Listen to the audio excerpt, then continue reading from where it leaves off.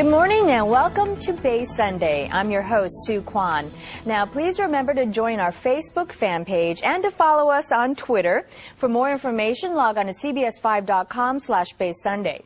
Now, on today's show, we have an array of topics ranging from success and luck to anorexia and, back on a lighter note, to cell phones and gadgets. But first, we welcome no stranger to Bay Sunday, presenting a variety of electronic gadgets. Please welcome PhoneDog.com senior editor Noah Kravitz. Hi, Noah. Thank you so much for being here. Hi, Sue. My pleasure. Now, here on Bay Sunday, we like to try to make people's lives a little easier by making technology easy to understand. We have a lot of people who are going back to school, whether it be college, grade school, high school, parents trying to figure out how to deal with all this. So let's go ahead and look at some of the phones that are now bombarding the market. Absolutely. You know, when I went to college, I think I got a CD player maybe to take with me. Now the kids all have cell phones, laptops, they're connected, you know, but it's a great way to stay in touch.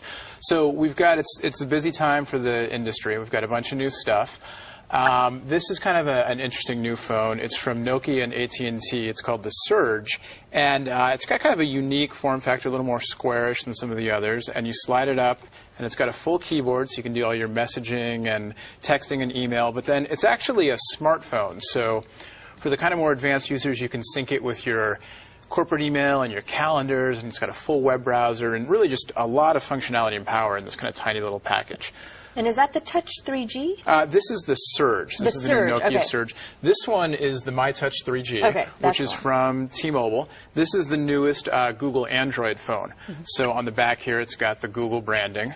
And this is, you know, kind of the closest thing to an iPhone competitor, if you will, that T-Mobile's got now.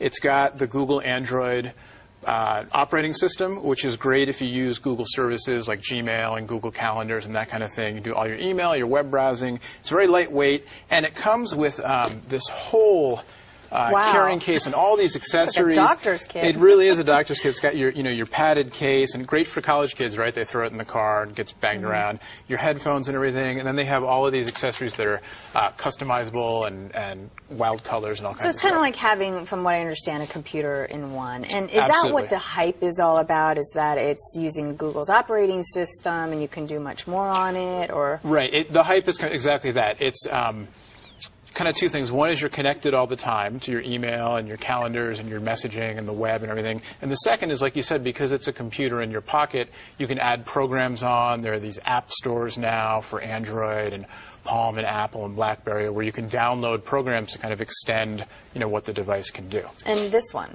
This one up in front is the Touch Pro 2 from T-Mobile. And this is a brand new phone. It actually hits the stores this coming week. And it's a good choice for the business user.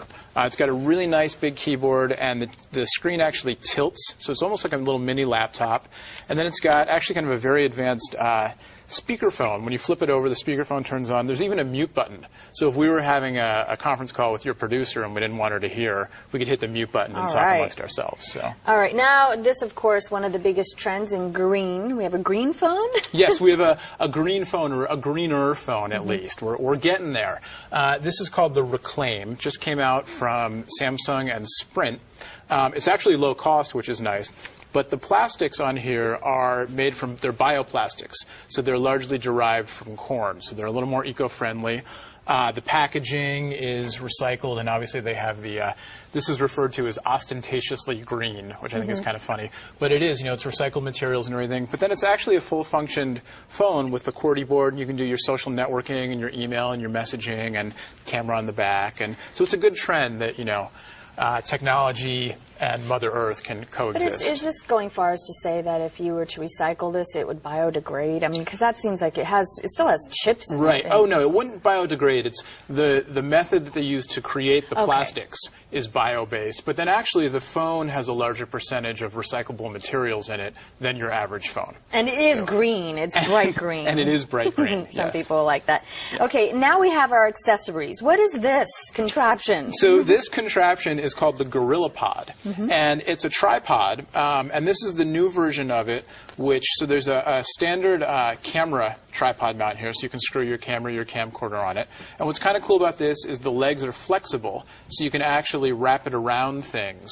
I was tempted to wrap it around my coffee mug, but I foresaw a disaster coming. But so you can use it on the go and wrap it around a railing or, you know, a baby's crib or something like that to take pictures. But then the new version comes with this little suction cup, so you can actually use it. A lot of these phones now have high-quality cameras, and you can suction mount it to the phone and then use your camera to get better pictures. Because on the camera phones, you know, it's hard not to have shaky hands and your pictures get blurry. Wow, that really goes to show that phones these days have so many other uses, and especially multimedia uses, that you would actually need these types of kits and attachments. Right. I think you hit the nail on the head when you said they're like computers in your pockets.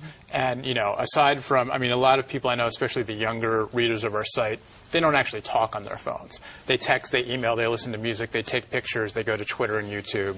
Awesome. You know, talking's a thing of the past. All right. Now, for more information about the phones that we discussed and the gadgets and Noah from PhoneDog.com, log on to CBS5.com, then show information, and then PhoneDog. And we'll be back with more after this break.